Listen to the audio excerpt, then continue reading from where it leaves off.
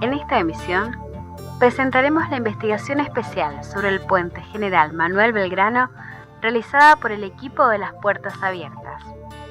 Conoceremos cómo esta magnífica estructura vial nació como proyecto y se ejecutó como una gran proeza para nuestra región.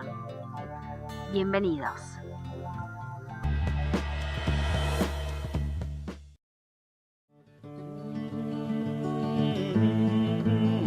Tan solo en un día, por el puente General Manuel Belgrano circulan unos 14.500 camiones, unos 16 automóviles por minuto y unos 1.000 por hora.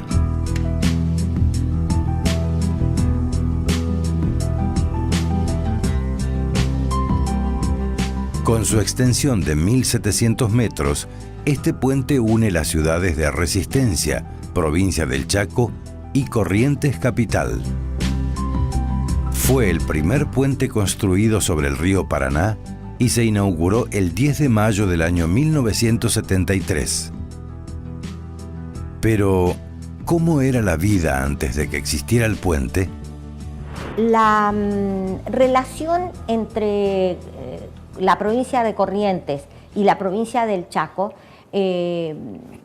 siempre fue una relación muy estrecha, en el sentido, ¿no es cierto?, de que a pesar de que nos separaban largas colas de espera y de un río de por medio, ambas sociedades trataban de establecer vinculaciones estrechas. Resistencia se funda mucho después que Corrientes. Corrientes se funda en el año 1588 y va creciendo como punto de contacto entre Asunción y Buenos Aires. Y va creciendo lentamente en esa esquinita de la provincia de Corrientes. Resistencia, al fundarse en 1878, abre un panorama muy grande, primero con el ferrocarril y después de las rutas, hacia todo el norte argentino y conectado con el sur, conectado con la parte de la Pampa húmeda. Cuando se abre Corrientes, el puente Chaco-Corrientes, se le permite a Corrientes acceder a ese territorio amplio. Fundamentalmente para Corrientes era una situación muy desfavorable el hecho de que la Mesopotamia estuviera totalmente aislada por ríos del resto del país. Por supuesto, existía la comunicación fluvial, pero significaba una larga espera para el cruce del río que se hacía a través de vaporcitos para los peatones y a través de balsas para autos o camiones de transporte de productos, de ganado, en fin, de lo que hiciera falta. Para Corrientes, el límite geográfico del Paraná era una limitación muy significativa, es decir, el Chaco era un territorio que históricamente se movió más hacia Santa Fe o hacia el noreste, al noroeste, que esa interacción con el vecino, digamos, en las ciudades. Toda lo que se transportaba del lado chaqueño, que a veces venía a lo mejor de Santa Fe para pasar a Corrientes, ¿no es cierto?, o del mismo Chaco, o de la región nordeste del país, para cruzar, tenía que esperar que hubiera disponibilidad en la balsa para el cruce. Históricamente los puertos tenían una significación cuando el tráfico interprovincial era mínimo por la barrera geográfica que significaba el río. Entonces la producción nuestra salía vía ferrocarril. En aquel momento las dos capitales de provincia sumaban alrededor de 250.000 personas. El primer punto de contacto real en la práctica, digamos, y esto hay que destacarlo, fue la creación de la Universidad Nacional del Nordeste, que planteó justamente en su esfera de conformación inicial, digamos, como una universidad regional, sedes en las dos provincias. Porque esta universidad, ¿no es cierto?, tenía carreras no simultáneas en ambas orillas, sino que había carreras que se dictaban en resistencia, como es actualmente, y otras en corrientes. Y entonces ese hecho hacía, ¿no es cierto?, que los jóvenes estudiantes, los profesores y los investigadores tuvieran que trasladarse de un lugar a otro. Esto era un inconveniente muy grande. Cuando nosotros nos tocaba cruzar el puente, en la época de estudiantes, lo hacíamos en un vaporcito que se llamaba Ambrosoni, era bastante histórico y conocido por todos. O sea, era un remolcador acondicionado a vaporcito, tenía una sala de estar debajo, en una especie de sótano, y después un lugar intermedio donde estaban salones y arriba una terraza con toldo en la que se cruzaba. En verano era muy agradable, pero había que cruzar en invierno, por ejemplo, cuando uno no podía lograr sentarse en el saloncito, tenía que ir arriba Y el Paraná realmente en días de tempestades o de sudestadas no era gracioso estar ahí arriba.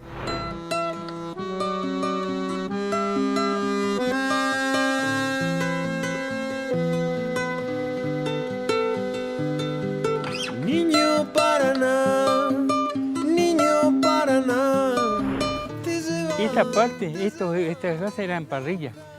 4, 5, 6 parrillas había acá que funcionaban. Y acá, a la vuelta, aquí donde está ese edificio blanco, posiblemente está el bar lácteo. Ese funcionaba mientras que anda algún vehículo que va a corriente, él estaba abierto.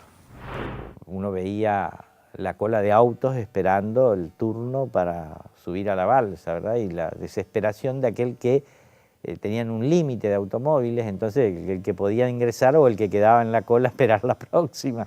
Porque el puerto de donde salía del Chaco era Barranqueras. De allí que un primer intento que hay es construir la salida de la balsa y del vaporcito no en Barranqueras sino en Antequera, que está más frente a Corrientes. Y entonces así la Universidad Nacional del Nordeste se ocupó de la parquización de la zona de Antequera para hacer, y allí el cruce entonces era de 1 hora. Ahí está la rampa, se ve todavía. Esta es la parte fija. De acá para allá estaba la parte, apoyaba una parte en la punta en el suelo, en la tierra, y la otra punta era flotante, que se corría de acuerdo a la crecida del río. Acá está, y el vaporcito eso se bajaba por allá. Era otro puerto, digamos, porque ese era de pasajeros, ¿no? La gente esperaba, no había un refugio, nada, no, la gente estaba en época de carnavales, ¿sabes lo que era esto? La cola para ir en el vaporcito. Pero cola, en medio de la calle, de las 5 a las 6 de la tarde empezaba la cola. Si uno decía, bueno, voy a ir a Misiones o a Cataratas, bueno, tener que esperar, ahí tenía que salir con mucho tiempo, prever, ¿verdad?, el tiempo de conseguir el turno para una balsa. Entonces la preocupación fue encontrar elementos estructurales que permitieran revertir esta situación desfavorable para la provincia.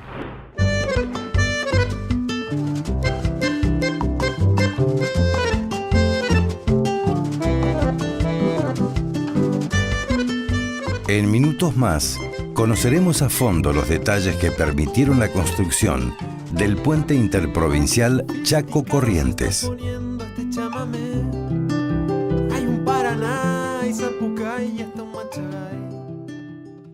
El dengue es una enfermedad infecciosa que se transmite por un mosquito, el Aedes aegyptis. Para evitarlo, limpia tu casa adentro y afuera. Tapá o poné boca abajo ruedas, botellas, latas. Limpia y tapá los tanques y pozos de agua. Hacé agujeros en las macetas. También limpia floreros, baldes, bebederos de mascotas, canaletas, desagües y piletas. Usa repelente, pantalones y camisas mangas largas. Si tenés fiebre, náuseas, vómitos o manchas en la piel o sentís cansancio, dolores de cabeza, músculos, articulaciones o detrás de los ojos, no tomes nada y consulta en el hospital o centro de salud más cercano. Si limpias, lo podés evitar. Depende de vos. Depende de todos. Municipalidad de Resistencia. UNE Salud. Universidad Nacional del Nordeste. Universidad Nacional del Nordeste. La Universidad del Sol. Bajo sus principios de calidad, excelencia y pertinencia, realiza tareas de investigación, docencia y extensión, reafirmando su misión cotidiana de estar en y para su comunidad regional, en todos los campos de la ciencia moderna, en todo el territorio del nordeste argentino. En sus sedes centrales y centros regionales, el trabajo de alrededor de 70.000 personas se orienta a enseñar y aprender sobre nuestros problemas y nuestras potencialidades. Somos una universidad cuya historia de más de 50 años conjuga el sacrificio, el estudio y el servicio como senderos privilegiados para recobrar la esperanza en una nueva realidad. Somos UNE, siempre. Por eso nace UNE Salud, compromiso social más calidad de vida.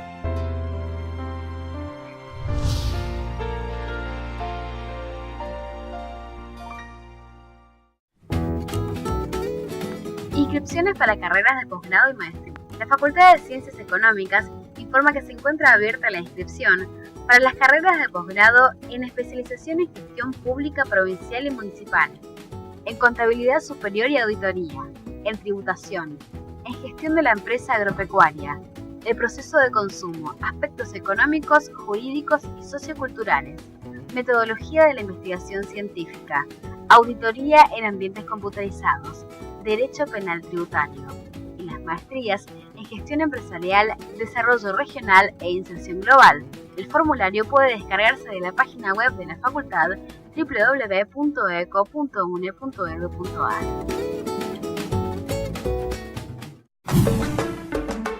¿Sabías que para evitar algún conflicto en la elección del nombre del puente, la Nación decidió llamarlo como el prócer nacional General Manuel Belgrano?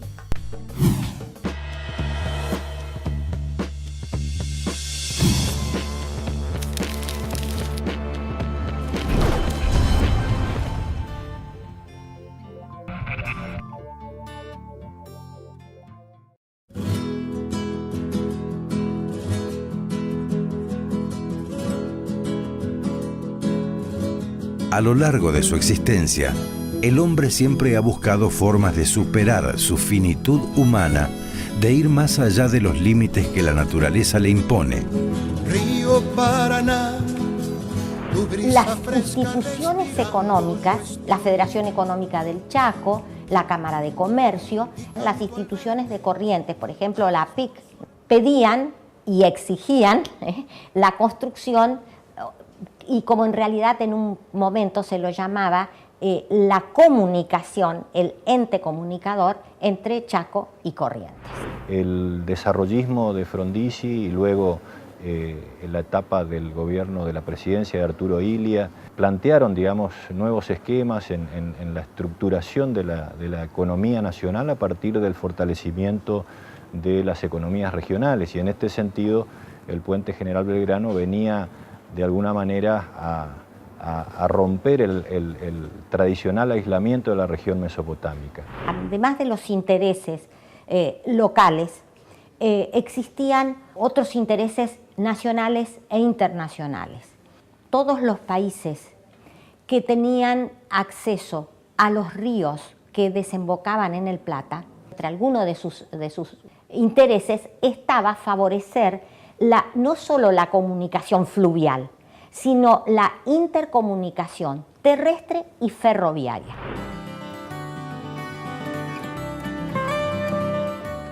Troncos de árboles y tablones paleolíticos, arcos de cemento o piedra romana, suspendidos por cuerdas incas y mayas, o hechos con gruesas maderas medievales. Puentes labrados con el poderoso acero de la Revolución Industrial.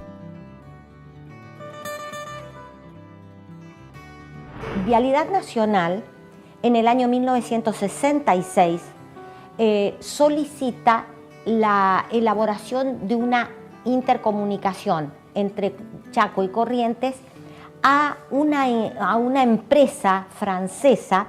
Puntualmente, el puente Chaco-Corrientes estaba planteado, digamos, en la necesidad, obviamente, de unir, digamos, los lazos troncales de comunicación entre las rutas 12 y 14 de la Mesopotamia con las rutas 16, vía, digamos, hacia el noroeste argentino y ya en una perspectiva más de futuro, en todo lo que fue después la configuración del propio Mercosur, ya en la década del 90. El equipo que constituyó esta institución estaba dirigido por un ingeniero francés, ¿no es cierto?, Jean Courtomp, que era considerado el ingeniero que más conocía en los trabajos de hormigón pretensado. Es un puente que tiene vigas prefabricadas con dovela y con suspendida el puente principal con obenques, que son los que mantienen el puente suspendido.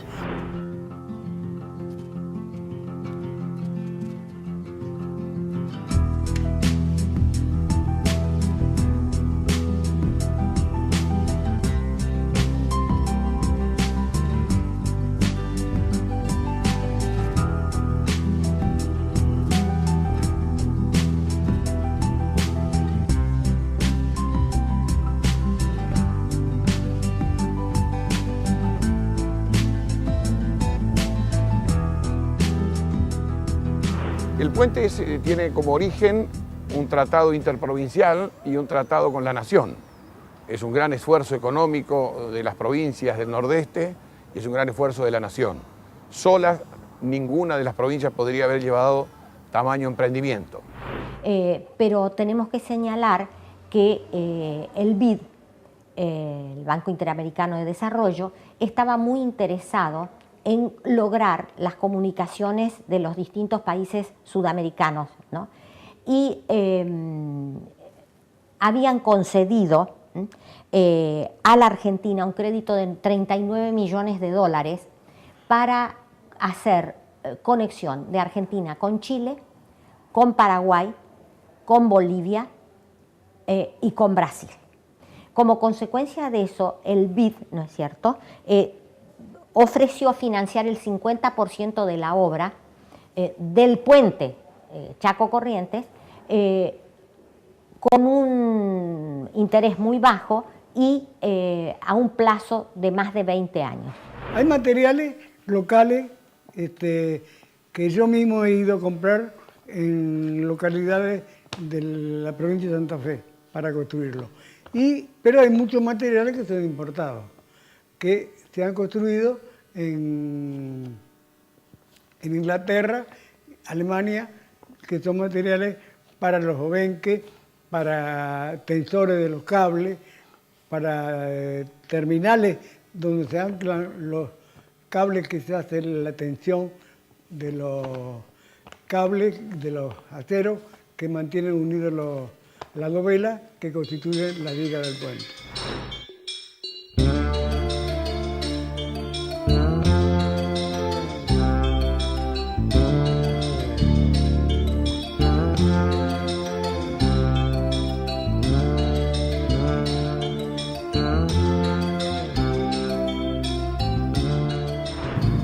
Los primeros pilotes que se presentaron fueron los que están en la costa, los primeros que están en la costa de Chaco.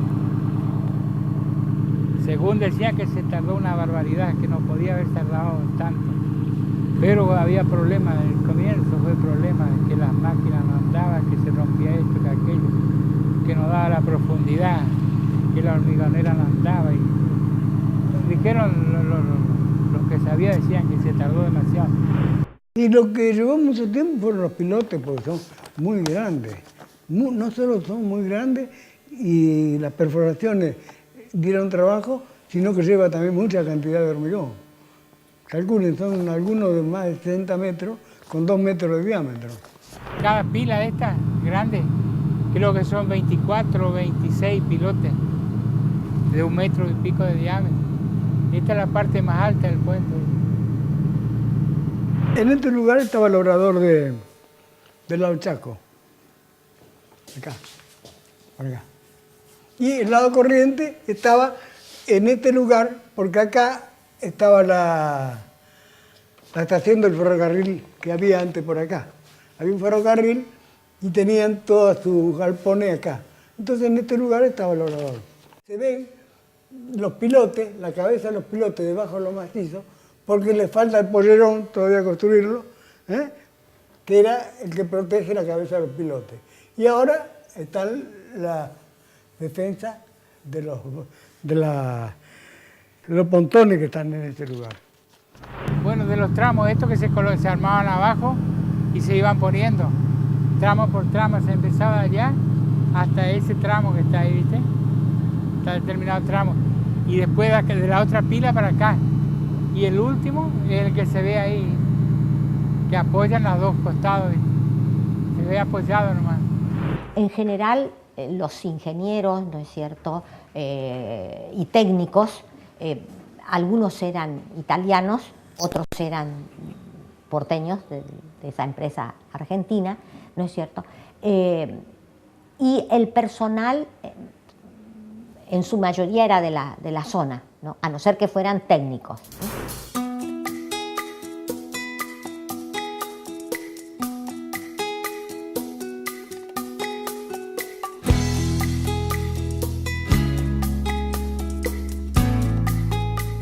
Acá lo único que ocurrió fue una fisura muy superficial en uno de las vigas, en el tablero, que no afectó para nada la resistencia del puente. Ese fue el único problema que hubo en cuanto a la rotura, digamos, que dicen del puente. Que eso creo que fue en el año 2007 aproximadamente. Y accidente hubo en tierra y en agua. Yo no estoy seguro, pero si son 11 o 12 los que murieron. Entre ellos 1 o 2 italianos, uno estoy seguro, el otro no sé. En tierra y electrocutados murieron. Y en el agua, una vez que cayó la prueba de carga que le decían. Hasta arriba, con 90 metros, lógicamente cuando se estaba construyendo no estaba esto. Entonces había como un ascensor de montacarga, era montacarga, para subir material. Los obreros, cuando tocaron la sirena para ir a comer, se subieron 12 en el montacarga, desesperados, y largaron. Y se rompió, lógicamente, el montacarga, se vino abajo.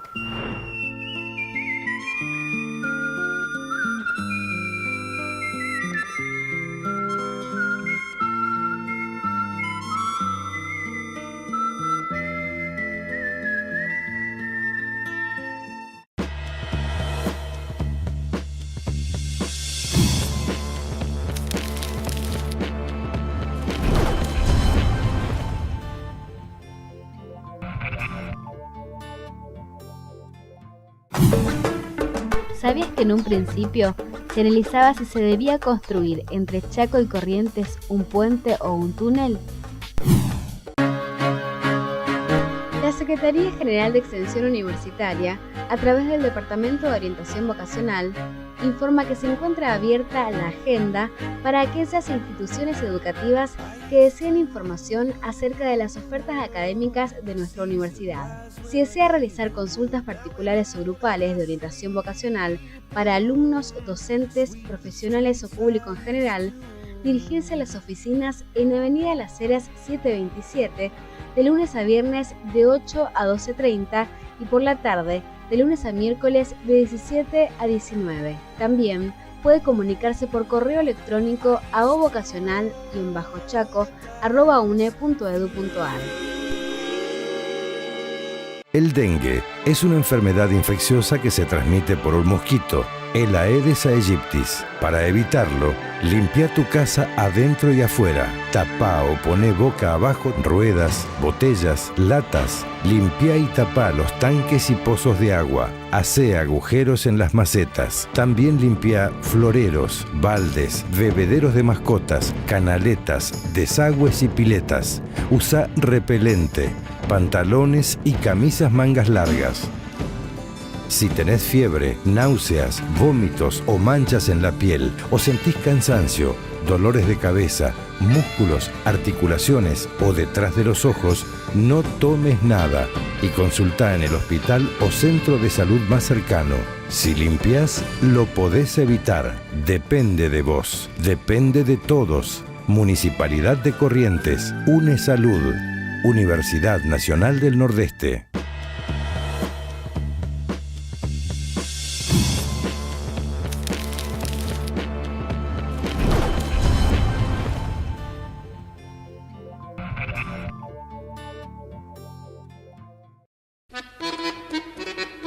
Las provincias del norte grande argentino están íntimamente relacionadas con el Mercosur.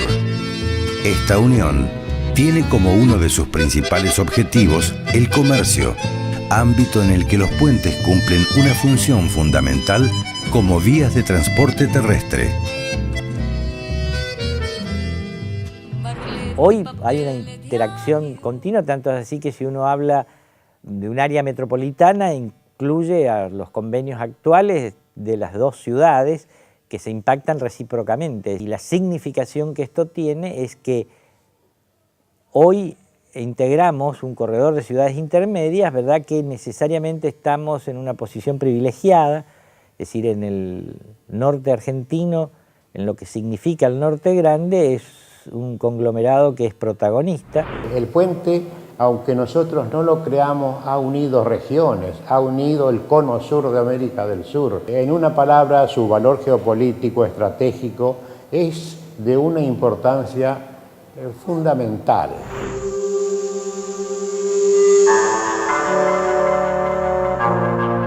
Las sociedades de ambas provincias intensificaron su vinculación, ¿no es cierto?, y ese tráfico de uno a otro siguió creciendo. Tan es así que en este momento nosotros estamos hablando de construir otro puente, quiere decir que eso es permanente. Y calculen ustedes, si no tuviera el puente tendríamos que ir de nuevo en la balsa. Todo lo que pasa, habría que tener 50 balsas más o menos para tener la misma permisibilidad de pasar, de gente que cruza el río. Ahora, si nos falta el puente nos morimos, porque ya nos acostumbramos a él.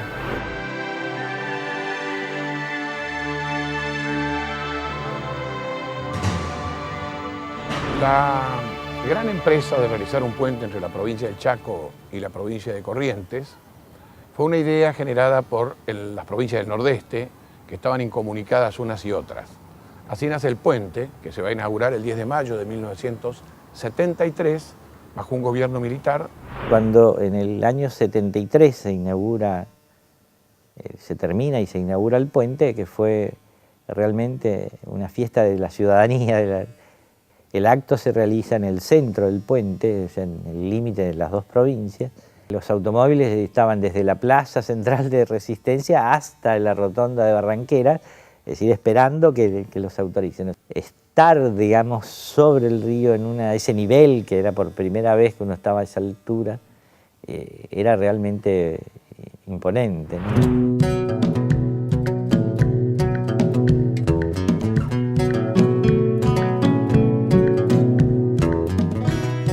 El peaje nace como una consecuencia casi precisa del estado de las rutas y caminos argentinos. La responsabilidad que se origina con el cobro del peaje es lo importante determinar. En la década del 90 la Corte Suprema dijo que el concesionario, en el caso nuestro BICOP, no tenía responsabilidad por los accidentes que ocurrieran en las rutas concesionadas o peaje.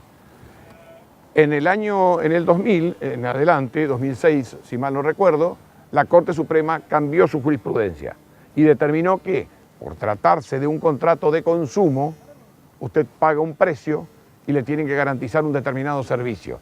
Y ese servicio es el que estableció la Corte para fijar la responsabilidad del concesionario del peaje en el caso del puente.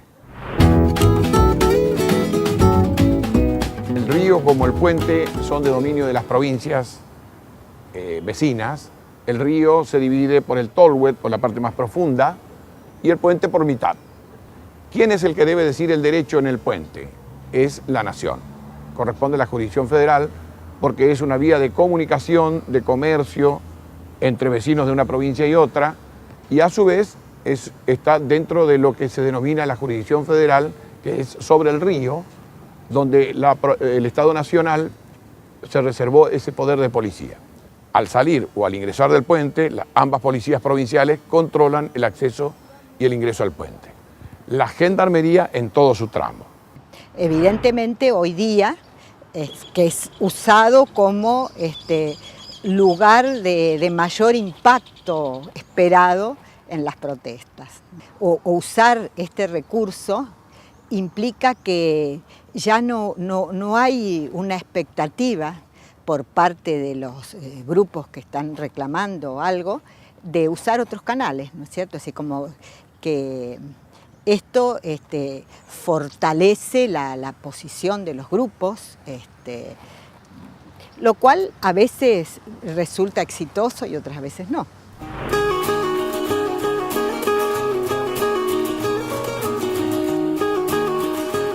Para nosotros el puente es realmente un fuerte símbolo físico de nuestro trabajo de integración.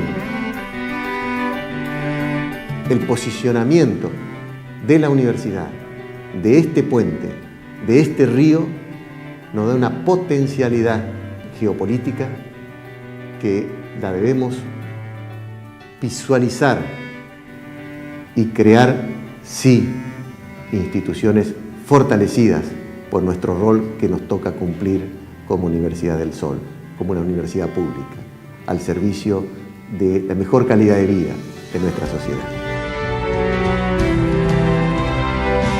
Antes de la construcción del puente, la UNE ya unía, a partir de la formación universitaria, a las provincias de Chaco y Corrientes. El puente General Manuel Belgrano permitió profundizar aún más esta relación, potenciando el desarrollo local y regional del NEA. Por eso hoy homenajeamos a esta gran obra que transformó para siempre las posibilidades de nuestra región.